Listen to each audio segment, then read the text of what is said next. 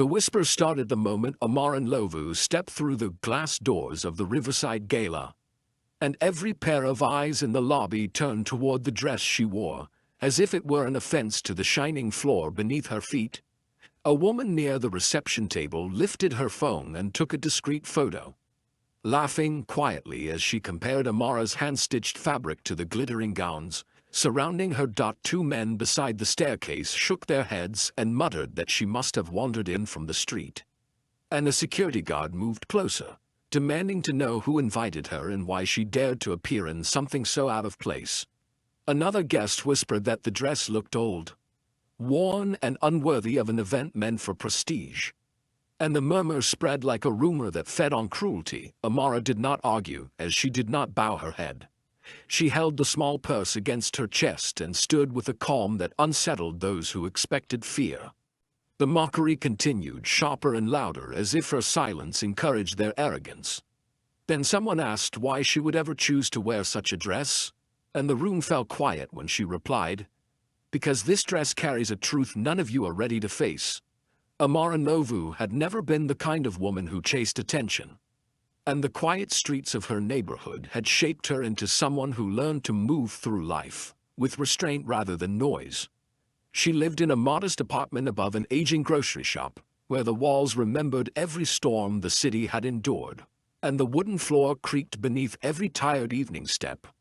Her days were filled with work at a small community center where she helped elderly residents with forms, letters, and forgotten legal matters, and although the pay was small, the dignity of service mattered to her more than anything money could promise. Most of what she valued had not come from wealth or convenience, but from the wisdom of the woman who raised her, the same woman whose presence lingered in every thought she carried into the world. That woman was her grandmother Nora, a seamstress whose hands had stitched through hardship, memory, and silence, leaving behind more than fabric and thread. Nora had worked from a narrow back room in their old house, where a single lamp watched quietly over the sewing table long after the city had fallen asleep each night. The room always smelled of cotton and pressing steam, and the shelves were lined with garments belonging to people who believed themselves superior because of their titles and possessions. They brought their clothes to Nora because she was skilled, precise, and patient, yet they rarely remembered her name, and many treated her as nothing more than a pair of invisible hands behind a needle. Amara had grown up watching those exchanges and learning how society measured worth through clothing, posture, and social distance, even when character and integrity carried far greater weight. She noticed how her grandmother never argued with the people who belittled her, yet she never bowed to them either. She carried herself with a calm strength that refused to surrender its voice. Even in silence, among all the garments Nora worked on, there was one dress she never placed back into its owner's hands, and it remained wrapped in a careful piece of cloth, preserved as if it contained something sacred. Amara first saw it when she was a child, and at that time she did not understand why her grandmother treated it differently from every other dress that passed through the small sewing room. The stitching along the lining was unique, deliberate, and reinforced, as though it guarded something that belonged to memory rather than fashion. Whenever Amara asked about it, Nora would simply say that some stories do not reveal themselves until the world is forced to listen. And then she would fold the fabric again with a tenderness that suggested responsibility rather than sentiment. Over the years, the dress became more than a garment. It became a quiet presence in their home, a reminder that truth can live hidden inside ordinary things. Years later, when Nora's health began to fade, the house felt heavier, as if every room was aware that time was preparing to take away its anchor. Amara spent long evenings beside her bed, listening as the older woman spoke, not about pain or fear but about promises and unfinished chapters that still waited for courage. One night, with the lamp burning softly across the sewing table, Nora asked her to bring the preserved dress from the wooden chest, and Amara placed it gently across the blanket without speaking. Her grandmother rested her hand on the fabric and said that one day the world would try to humiliate someone who wore it. And in that moment, the humiliation would become the doorway through which the truth would finally walk. She told Amara that when the right moment arrived, the dress must be worn in a place where wealth believed it could shape reality, because only then would its story matter. Those words stayed with her long after the room fell silent and the heartbeat that had guided her childhood slipped away into memory. After Nora passed, the house felt too quiet to live in, so Amara moved to the small apartment she now called home. But she carried the dress with her as one carries a legacy that cannot be abandoned. She stored it carefully in her wardrobe, not as an artifact of grief but as a responsibility she did not yet understand. And years went by without any sign that the moment her grandmother had spoken of would ever arrive. Life became a slow rhythm of work, bills, and modest routines. And there were days when she wondered whether the meaning of the dress was nothing more than a symbolic farewell from a woman who wanted her to feel strong after loss. Still, she could never bring herself to part with it. And every time she opened the wardrobe, the sight of its folded fabric reminded her that unfinished truths do not disappear simply because time tries to bury them. Somewhere in the back of her mind, she sensed that the dress was waiting not for sentiment, but for confrontation. The invitation to the Riverside Gala arrived without warning, delivered in a cream-colored envelope with heavy lettering that felt out of place in her modest living room. It was addressed to her by name, and it stated that she had been selected as a guest for an annual charity event organized by a prestigious foundation known for its influence among the wealthy and powerful. At first she believed it must have been a mistake, but the signature at the bottom confirmed its authenticity, and the date was only 3 days away. She sat at her table holding the envelope, reading the lines repeatedly, feeling an unease she could not explain, as if the invitation did not appear by coincidence but by the slow movement of something long set in motion. That evening she opened her wardrobe and her eyes settled on the folded dress. And for the first time she felt an undeniable certainty that the moment her grandmother had spoken of was arriving whether she was ready or not. The decision to wear the dress was not about defiance or spectacle. It was about purpose, memory, and the quiet loyalty she carried to the woman who had raised her with strength and moral clarity. She knew the guests at the gala would measure her worth through appearance, status, and surface judgments. As she understood the ridicule that might follow once she stepped into a room built to celebrate wealth. Yet she also remembered Nora's words about humiliation being the threshold of revelation, as she sensed that the story inside the dress would never speak if it remained hidden in darkness. On the evening of the event, she unfolded the fabric slowly, noticing how the stitching still held firm, as if it had waited its entire life for this single night. As she prepared to leave, she felt no desire to impress anyone inside that grand hall.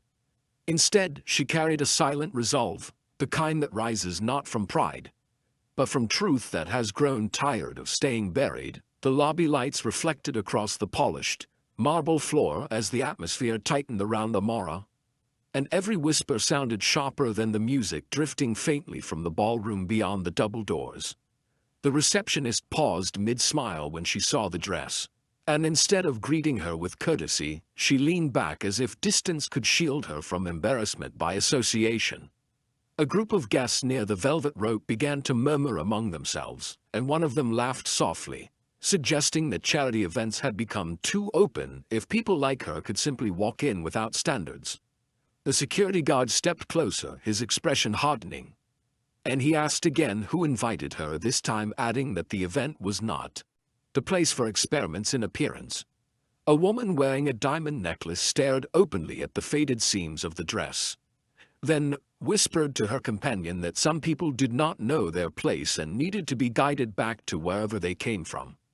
Amara listened without responding, and the silence she carried unsettled the ones who expected apologies or excuses. Instead of shrinking back, she stood with measured stillness, as if she understood that humiliation often reveals more about those who deliver it than those who receive it. The security guard requested identification, his tone no longer neutral but tinged with impatience, and several guests turned their attention fully toward the confrontation as if it were a casual performance meant for their entertainment. Amara reached into her purse and handed him the invitation, and he examined it with narrowed eyes as if searching for a flaw that would justify escorting her outside. A man in a tailored suit approached and suggested that invitations could be forged, adding that some people would do anything to be seen in places where they did not belong. Another woman commented loudly that the dress looked like something rescued from a forgotten thrift shop, and she wondered aloud whether standards had collapsed entirely. Their voices layered together like a chorus of disdain, each statement harsher than the one before. And yet the cruelty seemed effortless, spoken without thought, as if judgment were the natural language of wealth. The guard returned the invitation slowly, reluctantly acknowledging that the name matched the guest list, but he did not move aside. Instead, he asked why she had chosen to wear a dress so out of place at an event where the presentation was supposed to reflect dignity and respect. The question carried the weight of accusation, and the silence that followed stretched across the lobby like a thin line about to break before Amara could respond. A man standing near the staircase laughed and said that dignity had nothing to do with the dress, and everything to do with whether people understood the environment they were entering. He claimed that charity events required elegance because the wealthy donors expected to surround themselves with people who matched their standards, not reminders of poverty disguised as courage. His words were not loud, yet they traveled far enough to reach the ears of those who wished to hear humiliation confirm this truth. Another guest suggested that perhaps she wore the dress to gain sympathy, as if appearing modest might persuade organizers to give her special attention or favors.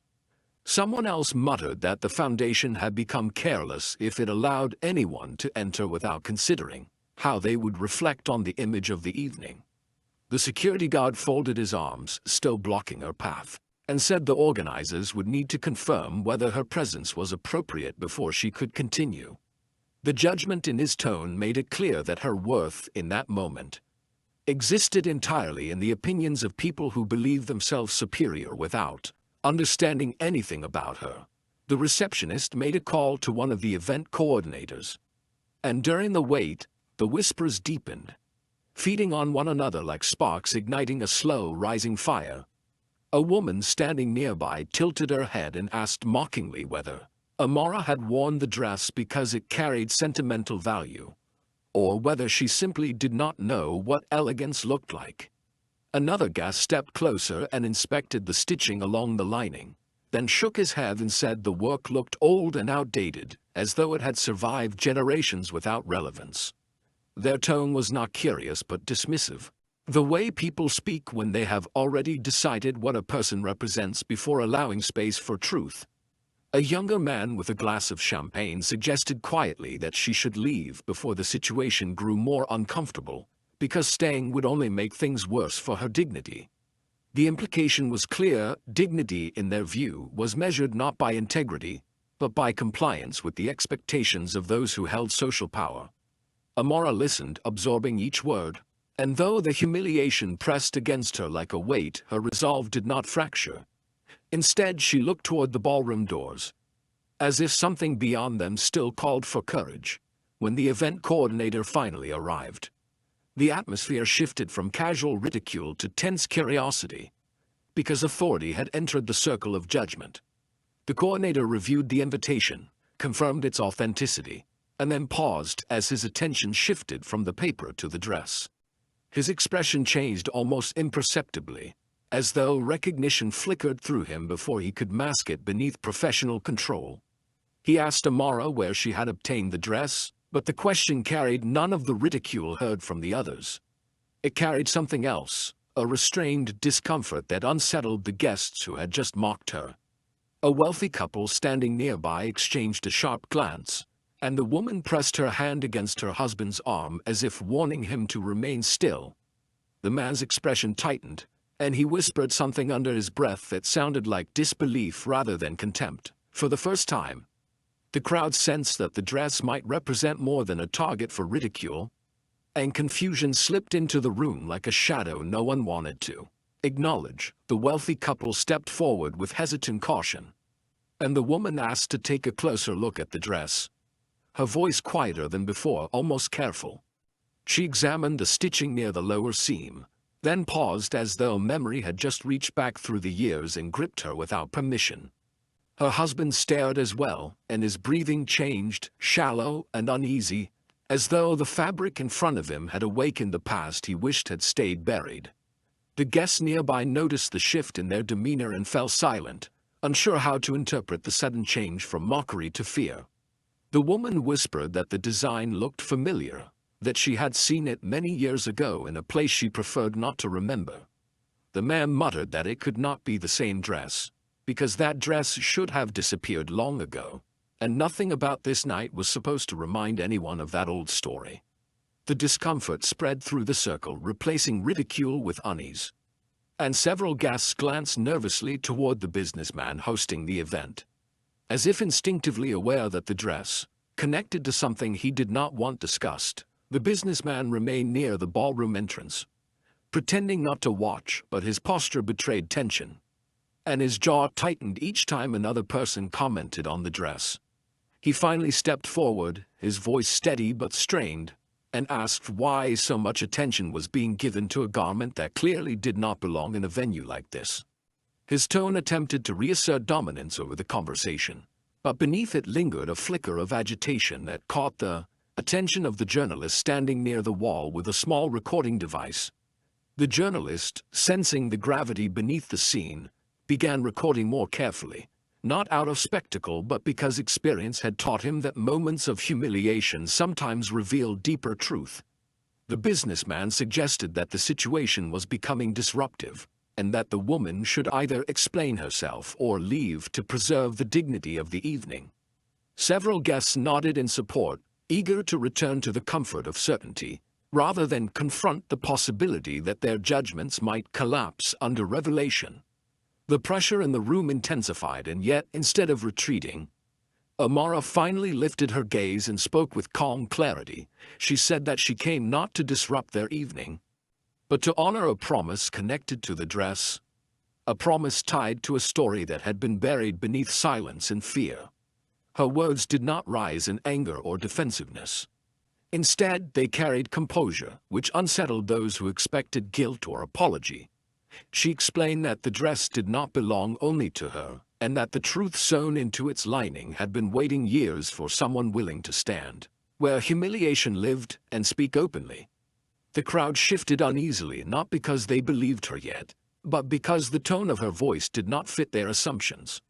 The businessman interrupted, insisting that there was nothing inside a dress worth disrupting a philanthropic event, and that she should stop using sentiment to draw attention to herself.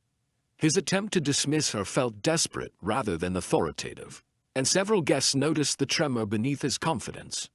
The journalist raised his device slightly higher, his instincts confirming that the story unfolding before him was no longer about fashion or class, but about something far heavier. Amara took a slow breath, then said the dress once belonged to a woman who worked as a housekeeper for a powerful family.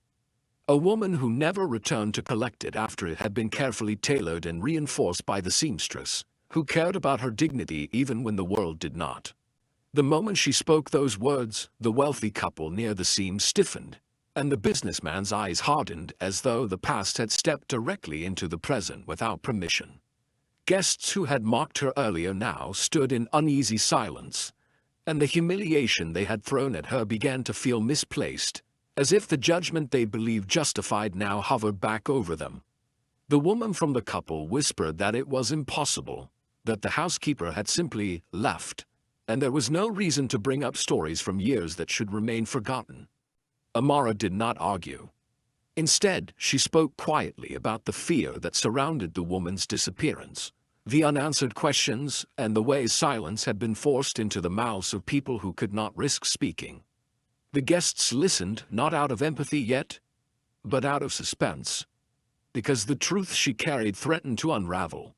The comfort they had built around their memories. The businessmen attempted to regain control of the moment by declaring that the past had no relevance to the evening and that the dress was nothing more than a coincidence. He demanded that security escort her out before rumor and speculation cast shadows over an event meant to represent generosity and goodwill.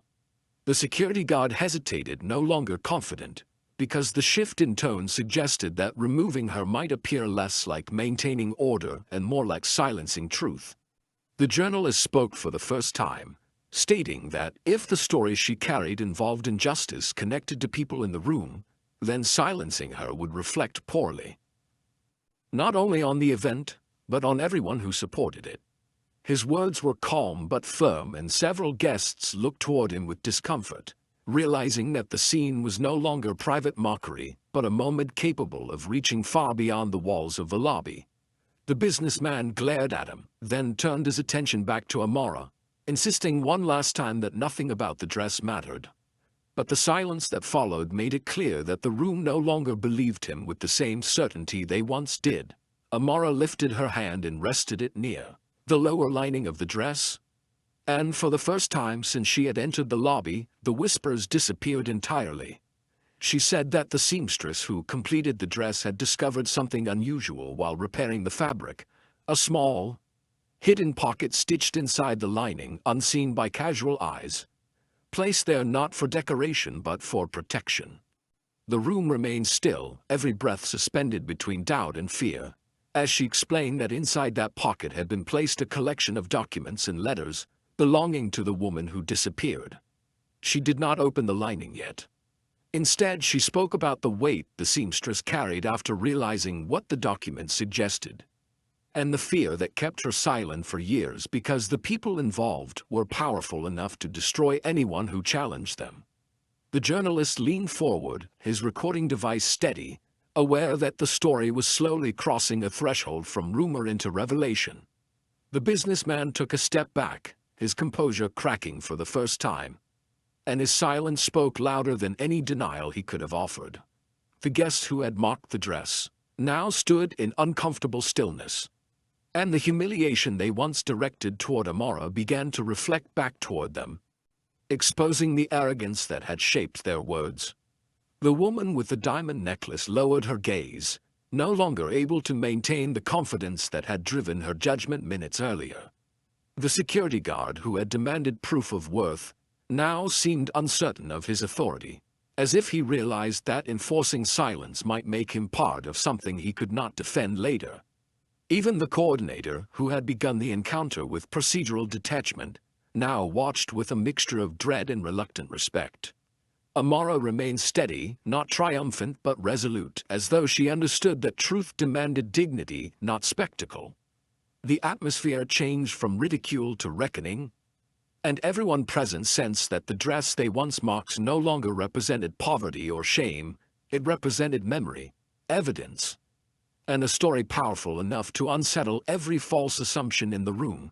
The silence in the lobby felt heavier than any insult that had been spoken earlier, and every person standing near Amara sensed that the story inside the dress would not merely challenge their assumptions, but threaten the comfortable narrative they had lived with for years. The journalist asked calmly whether the documents still existed, and his voice carried through the hall with the authority of someone who understood the gravity of suppressed truth. The businessman shifted uneasily and muttered that nothing useful could have been hidden inside an old dress, insisting that people often romanticized the past in order to justify dramatic behavior.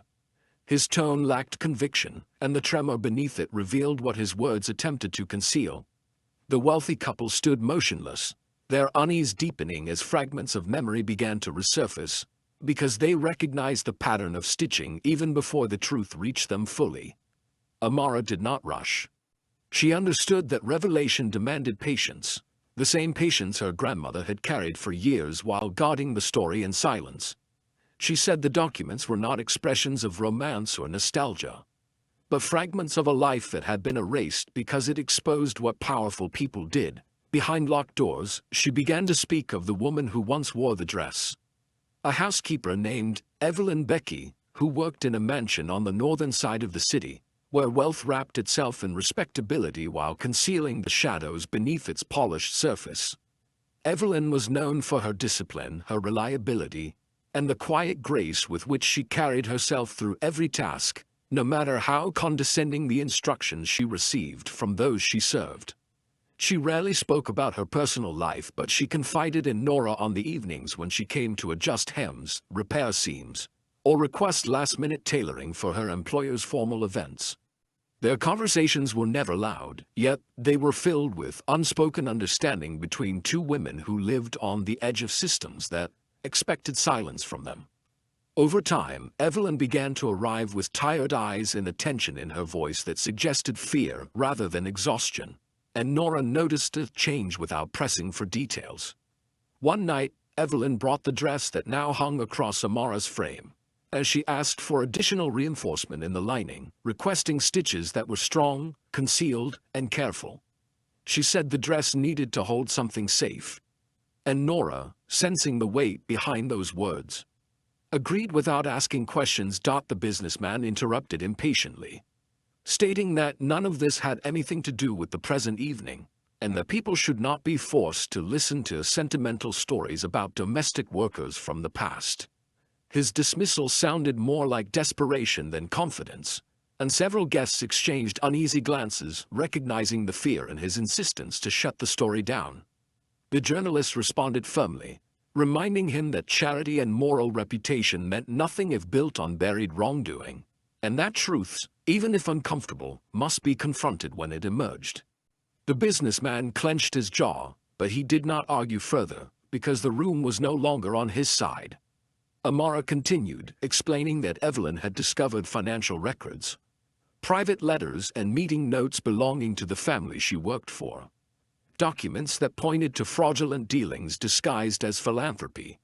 She suspected that the foundation now hosting this gala had been built from those very actions, and the more she learned, the more dangerous her position became. Evelyn knew she could not keep the documents inside the mansion, so she concealed them inside the dress, hidden behind the lining. Protected by reinforced stitching, only one trusted seamstress understood. As Amara spoke, the wealthy couple tightened their grip on each other's hands, and the woman's breathing grew uneven as memory began to reconnect with consequence. She remembered the night the housekeeper brought the dress for repair, the nervousness in her posture, and the way she avoided eye contact whenever the family's eldest son entered the room. The couple had always pretended not to notice the tension inside their home, convincing themselves that loyalty required silence rather than courage. Now, standing beneath the lobby lights, that silence returned with the bitterness of regret, and the woman whispered that the story should have ended quietly long ago. Her husband nodded weakly, as though saying the words aloud might distance them from accountability, but his expression betrayed the truth. He had known something was wrong even then. Several guests stared at them, recognizing that the story was no longer abstract but directly connected to people standing in the room. The businessman glared in their direction, as though their unease risked unraveling his authority. Amara described the final weeks before Evelyn disappeared. Weeks marked by surveillance, subtle warnings, and increasing hostility from those who suspected she knew too much.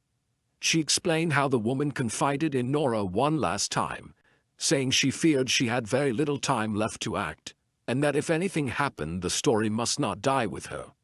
Nora had promised to safeguard the dress until a moment arrived when the truth could challenge the system that tried to erase it, and that promise became the burden she carried into her final years. She never went to authorities because she knew the foundation controlled voices, influence, and legal channels, as she feared the retaliation that might follow anyone who tried to expose them without undeniable evidence. Instead, she protected the dress as if it were a living testimony, waiting for a time when courage and circumstance could intersect. Amara explained that she did not fully understand the significance of that responsibility until she stepped into the lobby and listened to the humiliation thrown at her, humiliation that mirrored the dismissive contempt Evelyn endured during her life. The parallel affirmed that the world had not changed as much as the wealthy claimed, and the story still needed to be spoken aloud. The journalist asked whether the documents remained inside the dress, and the room felt as though it inhaled all at once, suspended between hope and dread. Amara nodded slowly and said she had not opened the lining yet, because some truths deserved to be revealed only when every eye was forced to witness them without turning away. The businessman exclaimed that this had gone far enough and that no one had the right to dramatize false accusations in a public venue.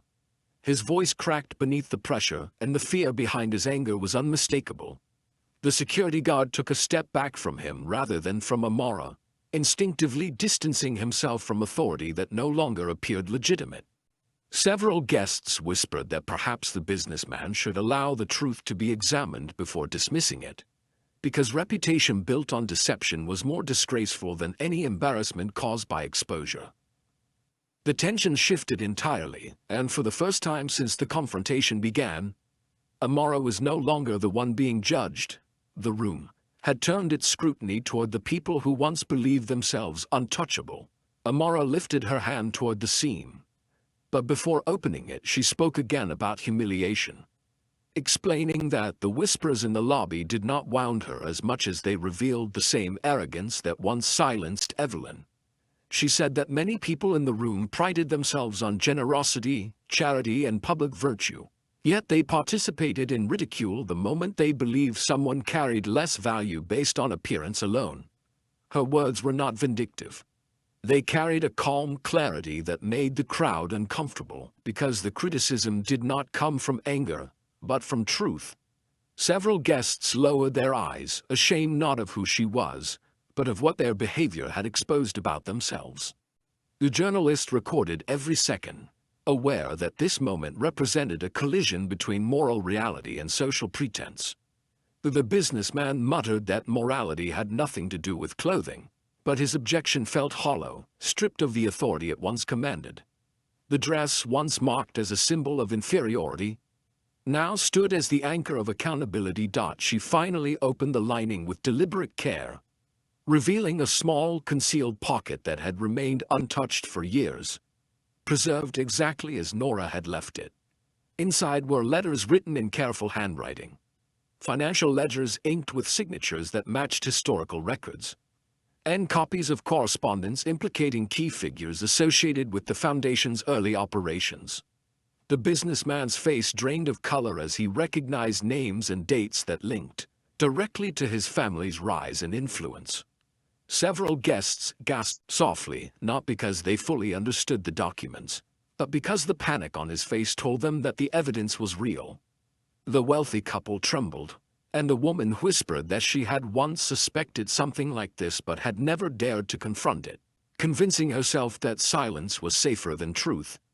The security guard glanced toward the journalist, silently acknowledging that witnesses now existed, and removing Amara from the building would no longer erase what had been revealed. The balance of power in the room shifted irrevocably. Amara did not shout or accuse anyone directly. Instead, she explained what each document represented: transactions disguised as charitable investments, diverted funds routed through shell agreements, and letters hinting at threats made to the workers who learned too much about those schemes. Her tone remained steady, and the facts spoke louder than any emotional outburst ever could. The businessman attempted to claim the documents were fabricated. The journalist stated calmly that authenticity could be verified immediately through independent channels and archived records. Several guests who once supported the Foundation now stepped away from him, unwilling to risk association if the accusations proved true. The coordinator, previously aligned with authority, now understood the moral implications of remaining silent and announced that law enforcement and regulatory auditors would need to be contacted. The businessman protested, insisting that the evening should continue, but his voice carried no influence anymore. The dress had transformed the space from a place of spectacle into a place of reckoning. The wealthy couple tearfully admitted that they had suspected wrongdoing years ago, but fear and dependence on the Foundation's power kept them quiet. They confessed that Evelyn's sudden disappearance had always felt suspicious, even though official explanations insisted she had simply resigned and left the city. Their admission broke the final layer of denial among the guests, who now recognized that silence had been a collective choice rather than ignorance alone. Amara listened without anger, because she understood that fear often builds alliances with injustice, yet she refused to absolve anyone of responsibility.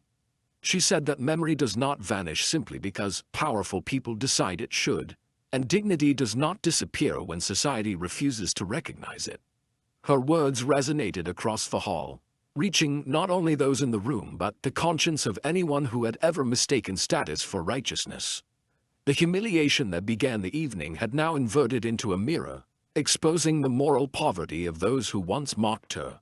The journalist asked what Amara intended to do with the documents, and she replied that they would not vanish into another private arrangement, nor would they be exchanged for quiet settlements or discreet negotiations. She said the story belonged not only to Evelyn, but to every unseen worker whose life had been controlled by people who believed wealth granted immunity from truth.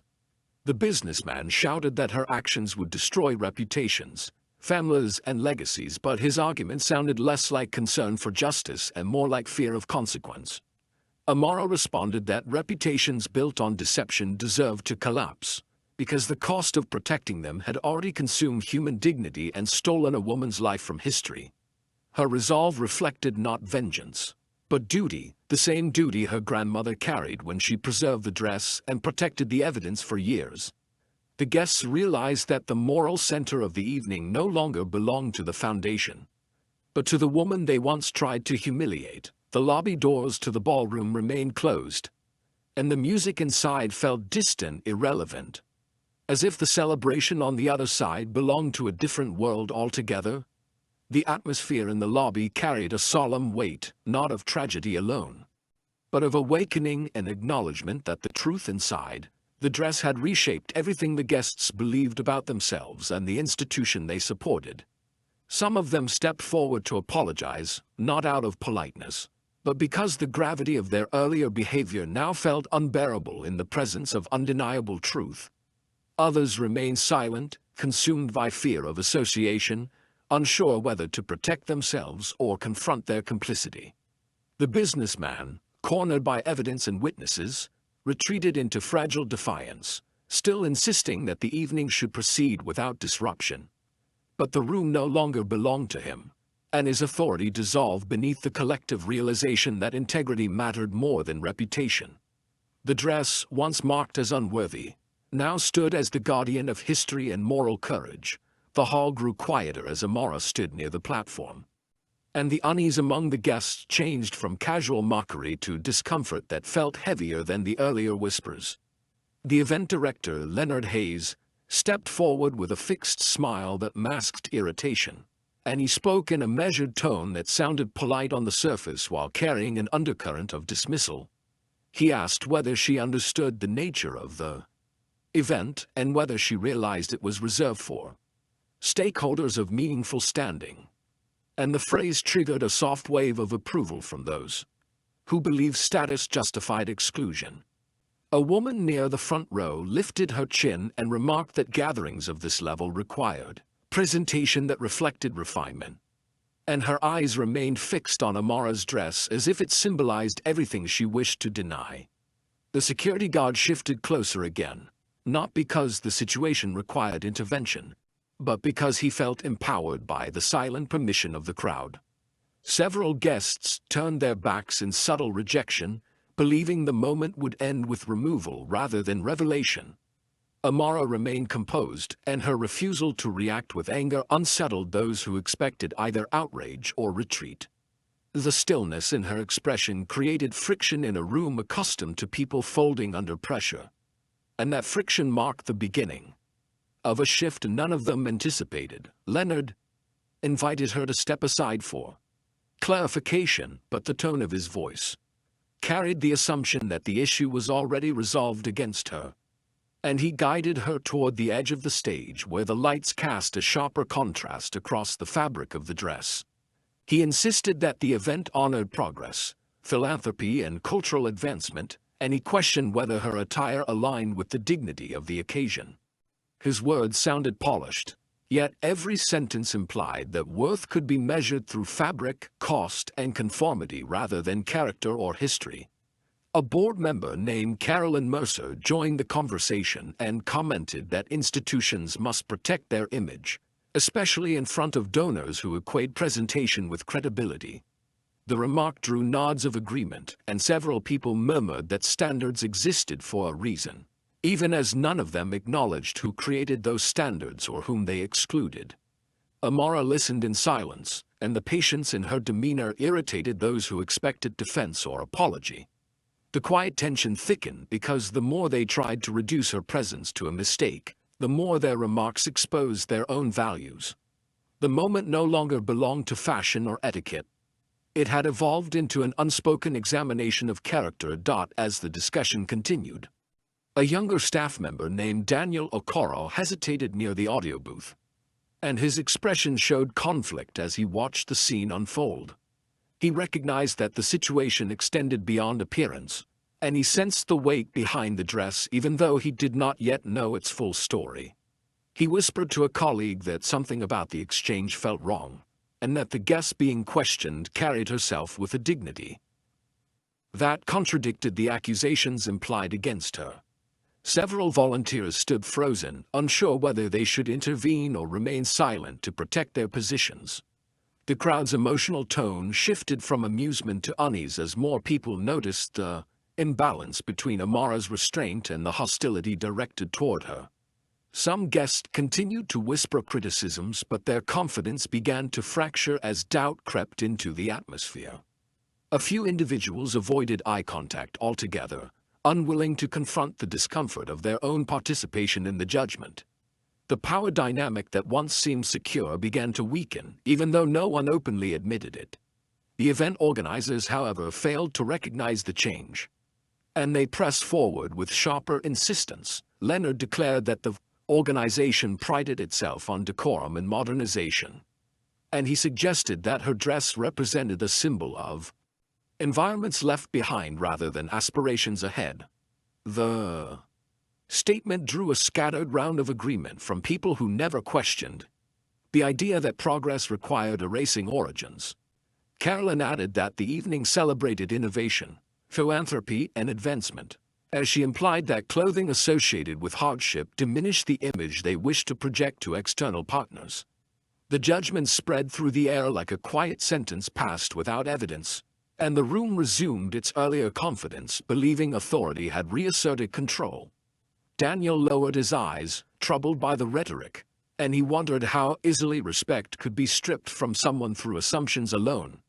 The security guard crossed his arms, ready for the moment when Amara would be escorted out, and several guests leaned forward with anticipation, expecting humiliation to conclude as entertainment.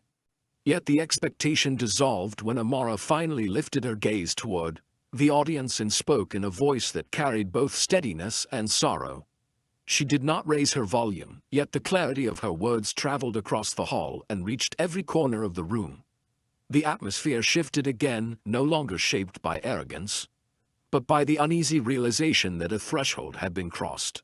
Amara said that the dress had not been chosen to offend, disrupt, or challenge status, but to honor a life that the very foundation of the organization once depended upon. Her voice remained calm as she explained that the woman who stitched the patterns by hand worked decades earlier in communities, forgotten by the very donors now speaking of progress. The room grew still as she described how that woman labored in unsafe workshops that supplied materials to companies, later praised for her philanthropic contributions, and how her efforts were erased from every narrative that celebrated growth. Amara revealed that the woman endured long hours, harsh conditions, and systemic neglect while executives applauded each other on stages similar to the one standing before them. The irony unsettled the guests, because the language of prestige they had repeated for years no longer felt comfortable when placed beside the unseen sacrifices that sustained it.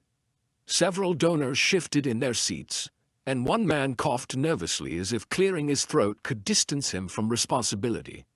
A few individuals tried to dismiss the story silently, but the emotional weight in Amara's words made avoidance difficult. The dress, once marked for its handmade stitching, now stood revealed as a living archive of struggle and unrecognized labor. The room's earlier confidence weakened as the meaning behind the fabric began to surface. She continued by saying that the woman who created the dress was her mother, and that the garment represented the final piece she completed before collapsing from exhaustion in a manufacturing compound that supplied textiles later, showcased by corporations sponsoring the very gala they now celebrated. The crowd froze as the truth collided with their assumptions, and several people lowered their eyes, unable to maintain the arrogance they displayed moments earlier. Leonard attempted to interrupt, insisting the event was not a platform for personal grievances, but his voice lacked the authority it carried earlier. Daniel stepped forward cautiously, his conscience refusing to remain silent, and he asked the director to allow her to finish speaking. The request surprised the room, because it came from someone within the organizational structure rather than an outsider challenging from the margins. Carolyn frowned, uncomfortable with the loss of narrative control, yet the audience had already shifted its attention entirely to Amara. The tension no longer revolved around attire. It revolved around truth, accountability, and the moral cost of selective memory. The dress no longer appeared out of place, it exposed what the room preferred never to confront. The silence that followed felt heavier than any whisper earlier in the evening. Amara explained that her mother once applied for assistance from the same charity hosting the gala after her health deteriorated. Yet her request was denied because she could not supply documentation considered professionally verifiable. The organization's criteria, designed to preserve image, had excluded the very person whose labor contributed to their public success. Guests exchanged uneasy glances as she described how decisions, made in polished conference rooms, often harmed lives too distant to be acknowledged in annual reports. She stated that the dress was not outdated, it was a testimony to sacrifices buried beneath vocabulary like advancement and elegance. Her purpose for attending was not to disrupt, but to fulfill a promise she made beside her mother's final resting place. That one day, the story stitched into this dress would be spoken in a room that pretended not to know her. The words resonated through the hall, stripping away layers of pretense and self-congratulation. Several guests bowed their heads while others stared rigidly forward, unwilling to signal discomfort even though the truth unsettled them. For the first time that evening, the organization appeared small in comparison to the history they had dismissed. The confrontation had transformed into a mirror, and the room did not like the reflection it saw. Leonard attempted to recover control by stating that past hardships, while unfortunate, could not define the direction of institutions focused on future development. He spoke about policy frameworks, accountability standards, and reputational thresholds, using technical language to distance the organization from emotional responsibility. His words sounded professional, but the audience sensed the detachment beneath them, and the contrast between procedure and humanity became painfully clear. Daniel stepped closer to the microphone and stated that procedures lose legitimacy when they erase the people whose labor makes success possible, and his statement generated a ripple of uncertain applause. A board member near the aisle whispered that the situation could create reputational risk, yet another donor responded softly that the greater risk came from ignoring what had just been revealed. The conflict between self-protection and conscience spread across the hall, and the once unified audience fractured into those defending image and those awakening to moral obligation. Carolyn insisted that the organization supported communities consistently, but her tone sounded defensive rather than compassionate. The room recognized the difference, and that recognition marked the beginning of the moral turning point. Amara did not raise accusations. Instead, she asked a question that pierced through every rationalization shielding the institution from accountability. She asked whether a system that celebrates generosity while discarding the lives that sustain its prosperity could truly call itself honorable. The question echoed without confrontation, yet its power exceeded any direct challenge, because it forced each listener to evaluate personal complicity. The chandeliers above seemed brighter, not because the lights changed, but because awareness exposed what had always been hidden in plain sight. Several guests stood silently, grappling with the reality that their applause, donations, and speeches might have rested upon selective narratives. Daniel placed his hand on the podium and declared that the organization must answer the question publicly rather than burying it behind procedural language. The statement triggered tension among the leadership, who recognized that the situation had expanded beyond private control. What began as mockery over a dress had evolved into a reckoning that demanded integrity rather than elegance. The balance of power in the room finally shifted, and the audience sensed it. A donor named Patrick Lawson, known for confident rhetoric and financial influence, rose from the seat and admitted, that he once supported initiatives without questioning the human cost behind supply chains and operational partnerships. His admission broke the remaining resistance among hesitant attendees, and others began acknowledging discomfort they had previously concealed. Patrick stated that philanthropy without reflection becomes performance, and performance without conscience becomes injustice disguised as generosity. The audience responded with cautious applause that gradually strengthened as more voices aligned with accountability rather than denial. Leonard attempted to postpone the discussion to a closed meeting, but Patrick insisted that moral clarity required public recognition, not private redirection. Daniel supported the request, emphasizing that leadership must confront truth in the same space where pride was once celebrated. Carolyn remained silent, aware that the weight of the room no longer followed organizational authority but instead followed conscience. The moment became irreversible. Amara stood quietly, not triumphant but resolute, as people who once mocked her now confronted their own choices. She did not seek sympathy or validation. She sought acknowledgement of a narrative buried beneath prestige. Patrick proposed that the organization formally recognize the injustice done to workers like the woman who created the dress, and that they restructure policies to protect overlooked labor networks, rather than excluding them through bureaucratic distance. Daniel added that historical harm must be documented publicly, with restitution directed toward families affected by neglect the institution once ignored. The suggestions were not sentimental, they were structural, actionable, and grounded in responsibility rather than appearance. Several board members resisted initially, fearing reputational consequences, yet the moral force in the room outweighed corporate caution. Guests who once whispered cruelty now demanded reform, and the transformation revealed how fragile arrogance becomes when confronted with truth. The humiliation inflicted upon Amara had reversed direction, and it now exposed the system that created it. Leonard hesitated, realizing that continued resistance would appear as deliberate cruelty rather than administrative prudence. And he finally agreed to convene an emergency vote among senior leadership in full public view. The decision stunned those accustomed to closed-door resolutions, yet it represented the culmination of the moral turning point unfolding before them. The audience watched as members debated values they had long hidden behind ceremonial language, and for the first time, transparency replaced symbolism. Patrick insisted that acknowledgement of wrongdoing be included in the official record, rather than framed as strategic reform, and Daniel supported the position with unwavering resolve. Carolyn, visibly shaken, conceded that institutions cannot claim progress while rejecting the lives woven into their foundations. The shift from denial to accountability did not erase harm, but it dismantled the arrogance that once justified it. The room understood that the evening would be remembered not for glamour, but for truth. When the vote concluded, the director returned to the stage and announced that the organization would issue a formal public statement recognizing past exclusion, implement restitution initiatives for affected families, and restructure decision-making processes to prioritize ethical dignity over superficial image.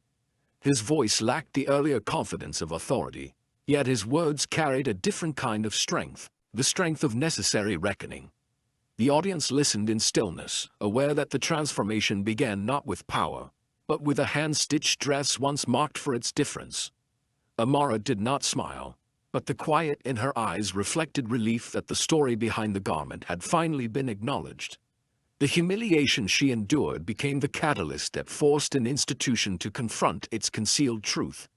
The moral turning point was complete, yet the emotional echoes of the moment lingered across the hall. The chandeliers continued to shine, but the atmosphere no longer celebrated prestige, it honored conscience, accountability, and the resilience of a woman who refused to bow to ridicule.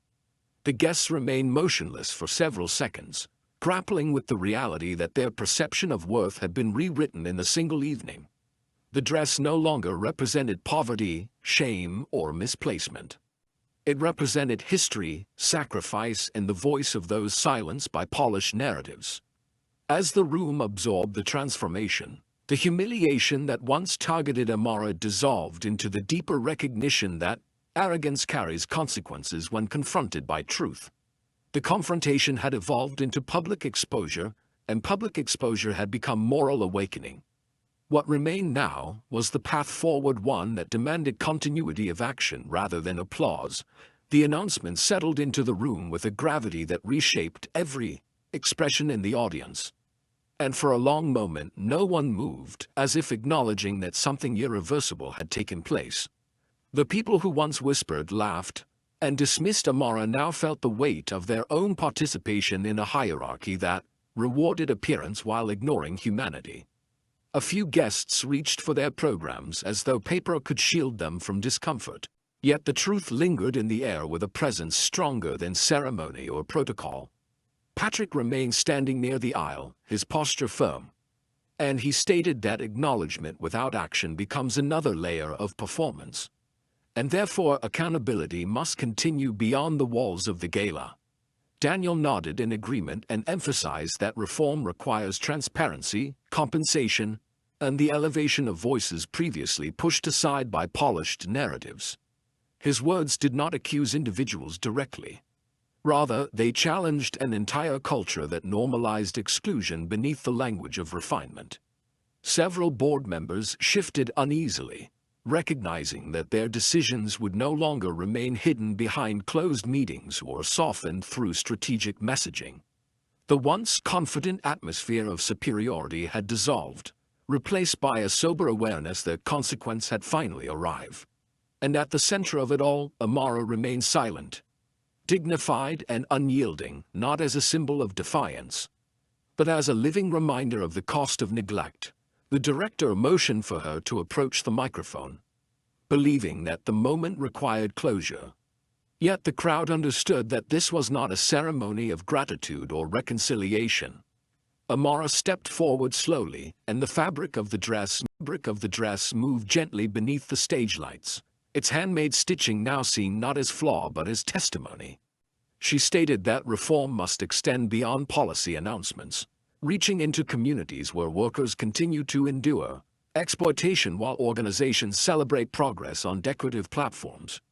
She spoke about families who lost loved ones to exhaustion, illness, and unsafe conditions without recognition or support, as she reminded the audience that public statements cannot heal wounds unless they are followed by sustained responsibility. Her voice carried neither bitterness nor praise. It carried truth, history, and a restrained grief that made several guests wipe their eyes without realizing it. She explained that she did not come seeking apology, admiration, or sympathy. She came because silence allows injustice to survive under respectable language. The crowd listened without interruption, aware that they were not witnessing a speech. They were witnessing a reckoning with memory that institutions had avoided for years. The moment did not belong to prestige, reputation, or authority. It belonged to honesty long denied the space to exist. Daniel requested that the organization invite independent observers, labor advocates, and affected families to participate in the restructuring process, rather than allowing leadership alone to define outcomes. His suggestion reframed the conversation from internal resolution to shared accountability, and it challenged the traditional power structure that placed institutions above the people they claimed to serve. Patrick supported the proposal and stated that genuine transformation requires surrendering control where control once served comfort rather than integrity. Carolyn hesitated before responding, her earlier resistance replaced by an uneasy recognition that the room would no longer accept symbolic evaluation or superficial compliance. She admitted that the organization had benefited from narratives that excluded inconvenient truths, and that such practices could no longer remain hidden beneath ceremonial language. The ignition did not erase wrongdoing, yet it marked the first time leadership confronted its own complicity without disguise. Several donors exchanged solemn glances, recognizing that their financial support carried responsibility that extended beyond applause, promotional campaigns, and annual events. The hall no longer felt like a space of celebration. It felt like a tribunal of conscience in which prestige itself stood on trial. The atmosphere shifted from humiliation inflicted upon one woman to accountability demanded from an entire institution. As discussions continued, A small group of attendees approached the stage, requesting the opportunity to share experiences that mirrored Amara's story in different forms across other industries connected to the organization's network. One woman described her brother's collapse in a manufacturing yard overseas, where wages remained low while executives praised efficiency during leadership conferences. Another guest recounted the death of a cousin who worked double shifts for companies awarded philanthropic recognition for community partnership excellence. Their voices cracked under the strain of memory. Yet each testimony strengthened the argument that injustice survives in structures disguised as achievement. The audience listened in silence, gradually realizing that the story of the dress was not an isolated tragedy, but part of a larger system that converted sacrifice into profit while disguising exploitation as progress. The moral terrain of the room deepened, shifting the evening from confrontation to collective introspection. The organization could no longer claim ignorance, because the realities once hidden at the margins now stood in the center of the stage. The humiliation that began with cruel whispers had transformed into a powerful indictment against selective compassion, and the shock of that realization changed the tone of every person present. What began as judgment of a garment now revealed the emptiness of prestige when detached from humanity. The director announced that an immediate investigative committee would be formed, including representatives from labor families, independent advocates, and internal leadership, with public reporting protocols rather than confidential assessments. Patrick insisted that financial resources long allocated to ceremonial events be redirected to restitution programs and safety improvements for workers across the supply network. Daniel added that such actions must begin immediately rather than being postponed into indefinite planning phases, and he volunteered to coordinate the transition process with transparency and documentation. His proposal received steady applause, not because the crowd sought emotional relief, but because they recognized the necessity of concrete responsibility.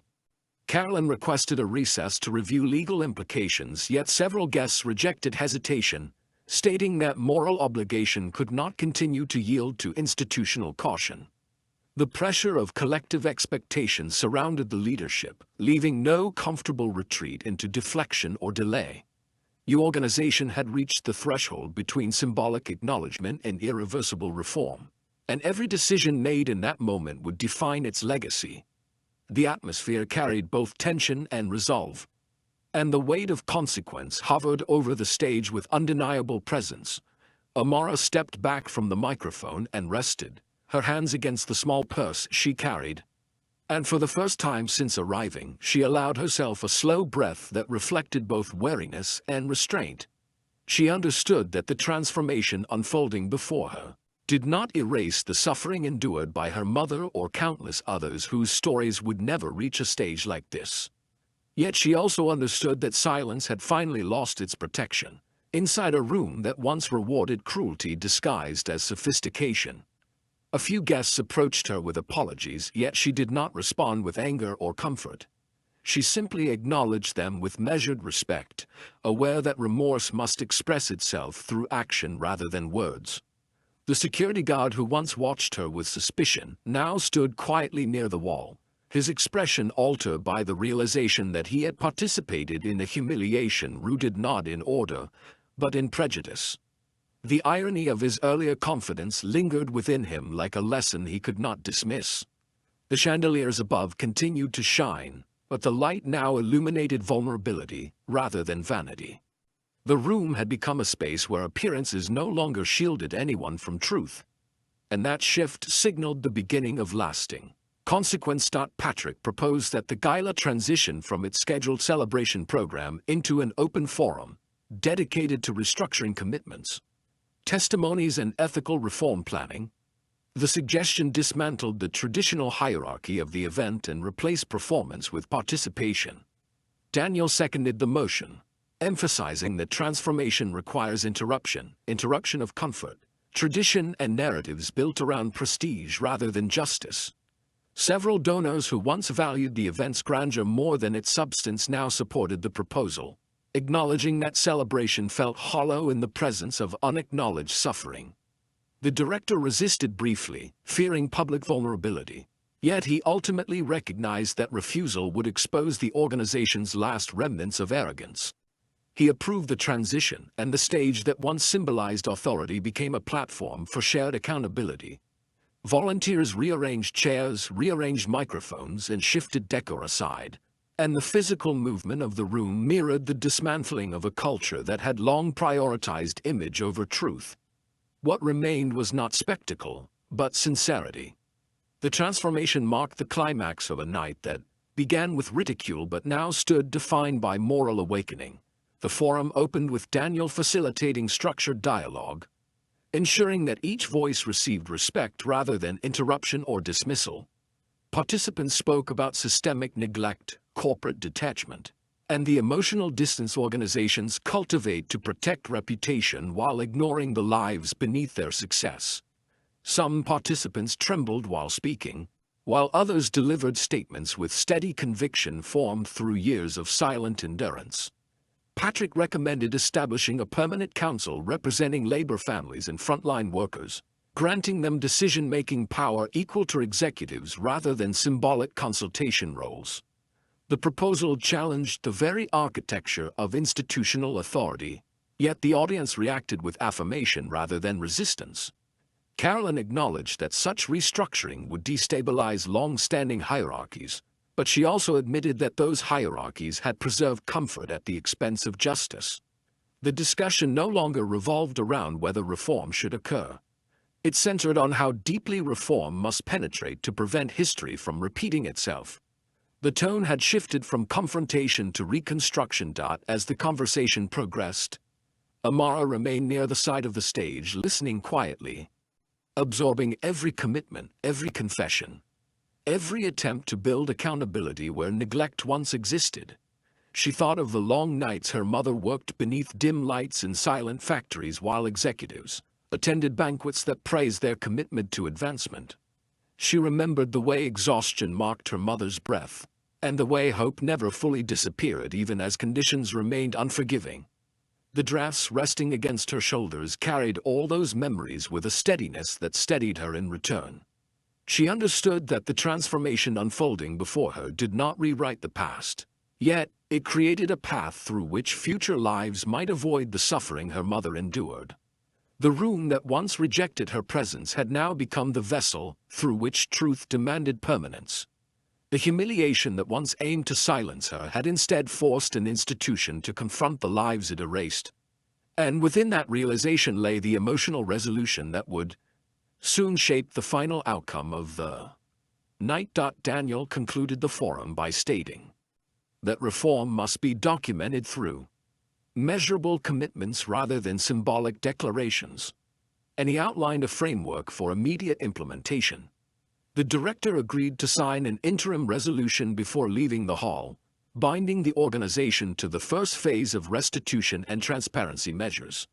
Patrick pledged financial support redirected from luxury sponsorship campaigns toward worker protection initiatives, and several donors followed his lead without hesitation. Carolyn announced that leadership positions would undergo review to ensure ethical alignment with the organization's renewed mandate, and that any resistance to accountability would result in removal rather than accommodation. The audience responded not with applause, but with a collective stillness that recognized the magnitude of the transformation now underway. The gala had become a turning point not only for the institution but for everyone who witnessed the night unfold. And through it all, the dress remained the living symbol at the center of the reckoning, no longer mocked, no longer dismissed, but finally understood. When the final signatures were made and the commitments publicly recorded, Daniel invited Amara to speak once more, not as a figure of exposure, but as the moral witness whose courage had compelled the institution to confront itself. She approached the podium slowly, and for a brief moment the room felt fragile, as if suspended between the past and the justice still unfolding. She thanked no one and condemned no one. Instead, she spoke about responsibility as a continuous act rather than a single declaration. She stated that transformation must outlive the moment, outlive the emotion, and outlive the audience. and that justice remains hollow unless it becomes daily practice rather than ceremonial occasion. Her words resonated deeply, preparing the emotional landscape for the resolution that would soon follow. The humiliation that once shaped the evening had now inverted into moral clarity, and the arc of the story moved steadily toward poetic justice. The room understood that the night was not ending, it was beginning again in a new form. Born from truth, courage, and a dress stitched by hands the world once refused to see, the hall, once filled with whispers, judgment, and laughter at her expense, now carried a stillness unlike anything Amara had ever witnessed. The chandeliers reflected not just light, but the weight of acknowledgement, an acknowledgement that truth cannot be silenced when courage bears it forward. Every person in the room, from donors to directors, volunteers to security staff, felt the gravity of the evening settle into their bones. The dress she wore, once marked as nothing more than fabric and stitches, had become a testament, a living archive of lives ignored, and a symbol that power loses its veneer when confronted by unwavering truth. Humiliation, which began the night as a weapon against her, had been inverted. It had become the force that forced the powerful to reckon, to remember, and to reflect. Amara stepped quietly toward the center of the room. She did not raise her voice, and yet the silence listened. "This dress," she said softly, "was made by hands that labored without recognition, in spaces hidden from the applause of society. Every stitch carries sweat, sacrifice, and resilience. Every fold holds stories we are meant to remember, yet so often forget." The crowd shifted uncomfortably, because they now realized the ease with which society can elevate appearances while burying human dignity. She continued, "Humiliation, mockery, and silence are tools that shield injustice from accountability. Tonight, we have begun to break that shield. But acknowledgement alone is not enough. True justice lives in action, in restitution, in reform, and in ensuring that the unseen laborers whose lives sustain institutions are never erased again." The board, shaken but resolute, moved to adopt the reforms she had helped articulate. Policies were amended. Restitution frameworks were outlined. Permanent committees were formed to ensure worker voices were no longer tokenized. Leaders who once believed influence and charm could protect them from consequence now recognized that integrity, once demanded by courage, outweighs legacy or prestige. Donations would now be tied to verified ethical impact. Oversight would be transparent, and families harmed by neglect would finally see recognition and resources restored to them. These actions, although procedural, carried a moral weight that no gala or speech could ever replicate. The humility that had once been Amara's burden now belonged to those who had inflicted it, and their discomfort signified transformation more enduring than ceremony or applause. Amara observed the crowd, noting the subtle gestures that revealed genuine reflection. Patrick, once confident in the impenetrability of institutional power, now spoke with a softness he had never permitted himself, acknowledging complicity and committing to repair. Daniel, whose conscience had prompted him to speak, remained steadfast, a quiet anchor ensuring that promises would not dissolve into words alone. Carolyn, who had resisted early on, now sat silent but attentive, as if witnessing the weight of moral awakening firsthand. And the security guard, who once had the authority to intimidate her, now understood that loyalty to justice outweighs procedural enforcement. The hall, once a stage of power and spectacle, had transformed into a space of truth and reflection, a testament to what courage can achieve when the marginalized are no longer ignored. As the crowd absorbed the weight of this reckoning, Amara reflected on her mother's life and the legacy stitched into the dress. She thought of nights spent sewing by dim light, of the quiet endurance of hardship, and of the unacknowledged sacrifices that allowed wealth and prestige to flourish elsewhere. This dress, once an object of ridicule, had become a vessel for justice, a bridge across time, connecting those who suffered with those who could finally act to ensure change. It carried not vengeance but testimony, and it had forced the world around her to confront the consequences of neglect, prejudice, and silence. The power of a story, she realized, lies not in its ability to shock, but in its capacity to endure, to hold the past accountable and shape the future. The evening closed not with applause, but with a reverent understanding. Guests left quietly, some lingering to offer apologies, others simply processing the transformation they had witnessed. Conversations were no longer about charity or prestige, but about ethics, responsibility, and human dignity. The dress, carefully folded and protected once more, remained at the center of the hall, a silent reminder that courage and truth can unsettle even the most fortified systems. Amara knew that while one night cannot undo decades of injustice, it can ignite accountability, compel reform, and ensure that history does not repeat itself unchallenged. The humiliation that once threatened to define her had become the catalyst for a moral awakening far beyond her own experience. In the days that followed, news of the gala's transformation spread quietly but insistently. The organization faced scrutiny, yes, but it also earned respect for its willingness to confront the truth. Policies were reformed, worker families received restitution, and a permanent council ensured that future decisions would honor those whose labor had previously gone unseen. Amara watched from a distance, not seeking recognition, but witnessing a ripple that began from courage, endurance, and a dress that carried far more than mere fabric. She understood that justice is not always loud nor immediate, but it is enduring when grounded in truth. The moral arc of the evening, which began with mockery, prejudice, and whispers, had now arrived at recognition, reform, and enduring responsibility. Finally, Amara allowed herself a moment of reflection. She thought of her mother's hands, her diligence, her quiet insistence that integrity matters even when the world seems indifferent.